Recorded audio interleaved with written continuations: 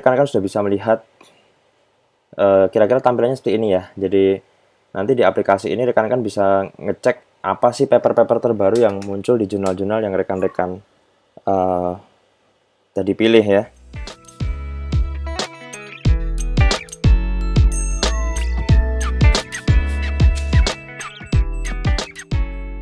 Rekan-rekan sekalian, di video kali ini saya akan mencoba menjelaskan tentang sebuah aplikasi atau mobile apps yang bisa digunakan di smartphone iOS atau Android yang bisa membantu kita untuk riset ya. Jadi aplikasi ini sebenarnya sudah saya posting di Facebook beberapa waktu yang lalu. Cuma ada beberapa teman yang bertanya apa sih fitur utamanya, bagaimana cara menggunakannya dan seterusnya. Nah, kali ini saya akan menggunakan smartphone saya untuk mengakses aplikasi tersebut. Jadi yang pertama kita coba buka aplikasinya. Ya, rekan-rekan bisa login dengan Facebook, Google atau email. Saya coba login dengan Google. Ya, mudah-mudahan berhasil. Jadi ini saya mencoba login dengan account Google saya. Ya, kita tunggu sebentar. Mohon maaf, koneksi internetnya juga mungkin agak kurang bagus. Nah, kita coba, mudah-mudahan berhasil. Oke, jadi ada alert. Nah, ini pertama kali yang rekan-rekan akan temukan ketika menggunakan aplikasi ini adalah contact permission. Apa sih yang kemudian aplikasi ini lakukan? Aplikasi ini di sini meminta kita untuk memilih apakah kita ingin menerima occasional marketing emails. Saya kira nggak perlu ya, tapi kalau teman-teman memang mau menerima email dari aplikasi ini terkait dengan iklan-iklan dan seterusnya, bisa dicentang. Nah, yang paling penting adalah yang paling bawah ya. Jadi terms and condition rekan-rekan centang atau pilih, kemudian OK. Nah, setelah itu akan keluar layar tell us a little bit more about yourself. Ini bisa dipilih nanti ya. Jadi kalau rekan-rekan seorang mahasiswa, rekan-rekan bisa pilih statusnya di sini. Saya seorang dosen ya, jadi saya pilih profesor, lecturer atau PI, principal investigator. Kemudian select university. Di sini kita coba. Oke, ini universitas saya ya. Saya pilih dan confirm. Nah, di sini ada juga verify your account with ORCID ID. Ini saya kira rekan-rekan bisa lakukan nanti ya, jadi nggak terlalu perlu. Next. Oke, nah di sini muncul bidang ilmu rekan-rekan semuanya, ya. Bidangnya apa? Rekan-rekan misalkan dari medical atau health science, silahkan pilih. Life science, kalau saya dari engineering and computer science, jadi saya pilih engineering computer science. Kemudian next.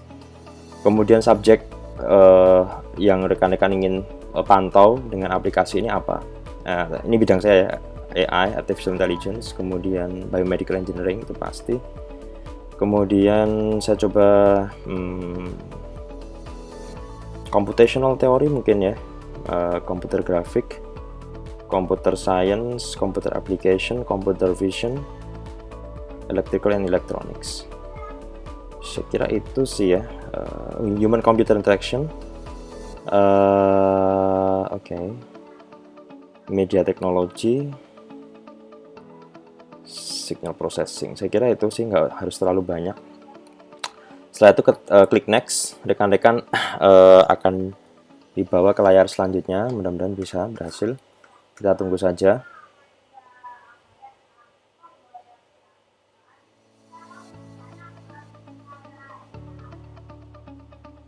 Ya, agak lama ya sepertinya. Mudah-mudahan berhasil. Oke, nah di sini aplikasi ini akan memberikan pilihan jurnal-jurnal yang sesuai dengan bidang ilmu rekan-rekan. Saya kira rekan-rekan bisa memilih ya jurnal-jurnal yang sesuai. Misal kita pilih saja sebagai contoh IEEE Transaction ya, on Pattern Analysis and Machine Intelligence, Nature mungkin, International Journal of Computer Vision. Oke, kita lihat lagi yang lain.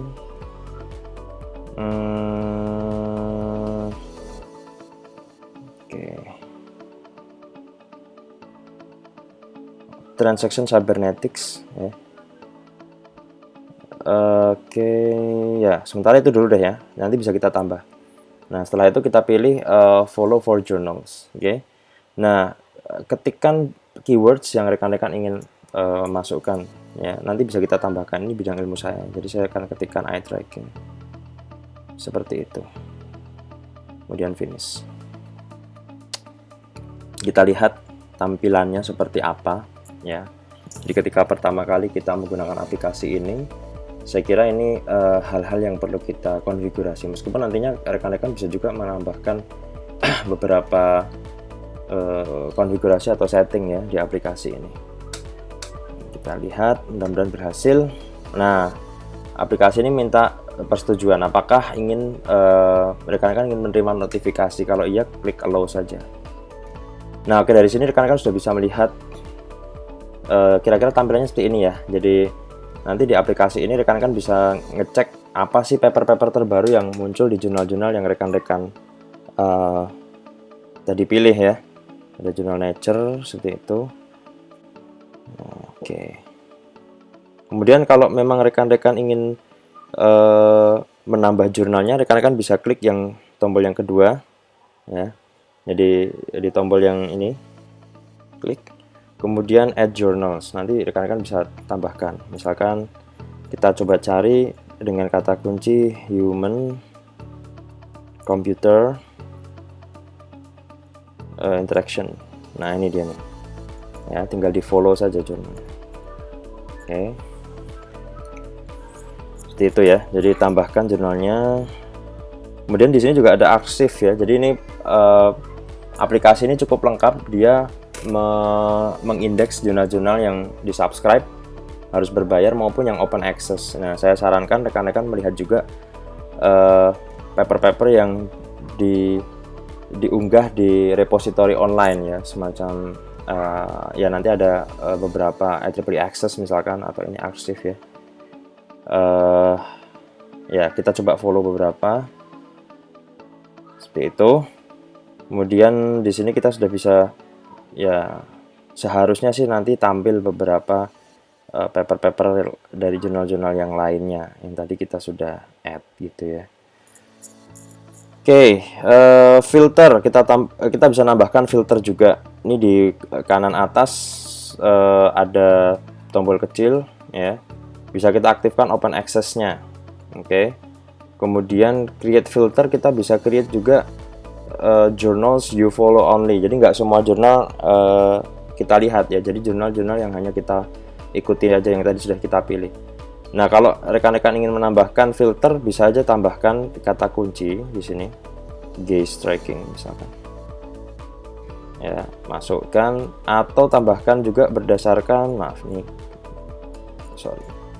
tambahkan berdasarkan nama autornya ya. Misalkan autor yang ingin saya follow adalah Andreas Bulling. Ini seorang profesor di Jerman di bidang saya. Oke, kita setting. Nah dari sini nanti rekan-rekan bisa memilih paper-paper yang tampil berdasarkan kata kuncinya ya. Jadi ini sangat handy sekali, practical ya. Oke. Nah ini dia sudah mulai tampil ya. Jadi filter ini bisa bermanfaat ketika kita ingin melihat filternya berdasarkan kata kunci atau nama ya, nama Andreas Bulling di situ ya. Dan ini bisa kita pisah juga. Misalkan rekan-rekan ingin memisah dua filter ini jadi filter yang berbeda, maka ini kita hilangkan. Ini kita update. Tadi kita gaze tracking, or kalau ini kita membuat dua filter yang berbeda. Jadi gaze tracking satu filter, kemudian Andreas Bulling itu filter yang lain ya. Ini bisa kita setting ulang ya. Nah, create new filter. Kemudian masukkan termnya, author Andreas Bulling,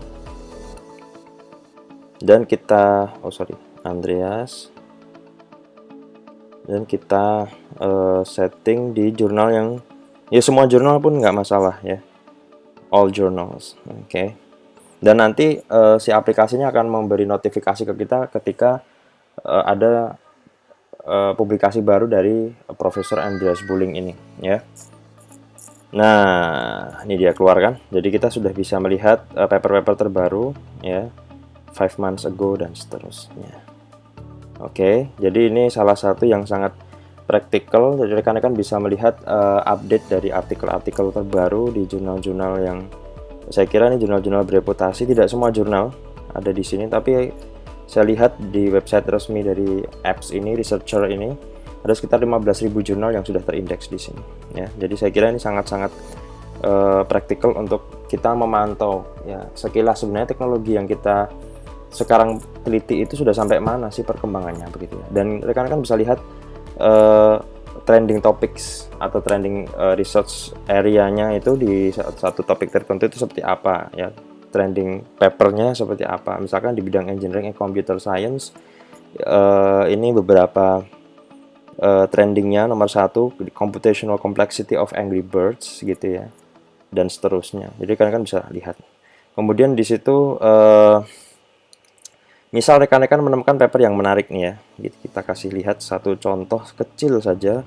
Misal let's say oke, misal nih saya ingin, wah ini menarik nih kayaknya, kan kita klik ya, kita klik, terus kita baca ya, oh, kayaknya menarik nih, disimpan aja ya. Jadi klik di bagian bawah kanan bawah ya, kita ulangi ya, bagian kanan bawah di bookmark ya. Kalau rekan-rekan terkoneksi dengan jaringan internet kantor yang melanggan jurnal ini, diklik full text nanti akan terunduh PDF-nya. Tapi ini kebetulan saya berada di rumah sehingga mungkin teksnya nggak akan bisa kita unduh sekarang ya. Kita lihat sih, biasanya sih rekan-rekan membutuhkan koneksi dengan proxy atau dengan server yang nah ya kan, jadi internetnya akan menghubungkan ke jaringan kantor saya, SSO GMAC ACID, dan dari situ nanti kita bisa mengunduh ya. Jadi ini secara praktikal. Oke, kita lewatin aja. Nah, yang sudah di save tadi bookmark, rekan-rekan bisa melihat di bagian ini nih ya, ini seharusnya keluar nih ya. Nah ini dia. Oke, jadi yang di bookmark keluar, dan ini bisa dilinkkan dengan reference manager ya. Jadi kalau rekan-rekan punya account reference manager dari Mendeley atau Zotero, rekan-rekan bisa menghubungkan yang tadi sudah di bookmark dengan Mendeley supaya apa? Supaya tersinkronisasi ya. Sepertinya agak lambat, tapi nanti bisa dicoba ya rekan-rekan ya. Oke, kita coba. Oke ya, sorry kita sono ya. Saya kira nanti bisa kita coba. Saya kebetulan ada akun Mendeley, tapi mungkin saya harus mengingat-ingat passwordnya dulu. Tapi yang jelas rekan-rekan bisa menghubungkan ya aplikasi ini dengan Mendeley atau Zotero, seperti itu sih. Kemudian ya ini statistik paper-paper yang sudah rekan-rekan lihat. Saya kira itu sih tutorial dari penggunaan aplikasi researcher ya. Saya kira bagus jika rekan-rekan memang sangat-sangat punya keinginan untuk melihat sampai sejauh mana sih bidang riset yang rekan-rekan tekuni ya. Jadi aplikasi ini sangat-sangat membantu saya kira, karena dengan menggunakan aplikasi ini rekan-rekan bisa tahu sebenarnya bidang riset saya itu sudah sampai mana sih gitu kan. Dan dari situ nantinya rekan-rekan bisa mengikutinya gitu ya. Kalau rekan-rekan ingin mempublikasikan paper-paper yang ya tentunya memiliki kebaruan, ini sangat-sangat membantu ya, karena dengan mengetahui paper-paper yang terbit ya di masa-masa terakhir ya, 1 tahun 2 tahun ke belakang ini, rekan-rekan bisa tahu sampai titik mana sebenarnya novelty yang kemudian dipropose oleh peneliti lain di bidang ilmu rekan-rekan semuanya. Oke, saya kira itu dulu tutorial singkat kali ini, mudah-mudahan bermanfaat. Sampai jumpa di video berikutnya. Assalamualaikum warahmatullahi wabarakatuh.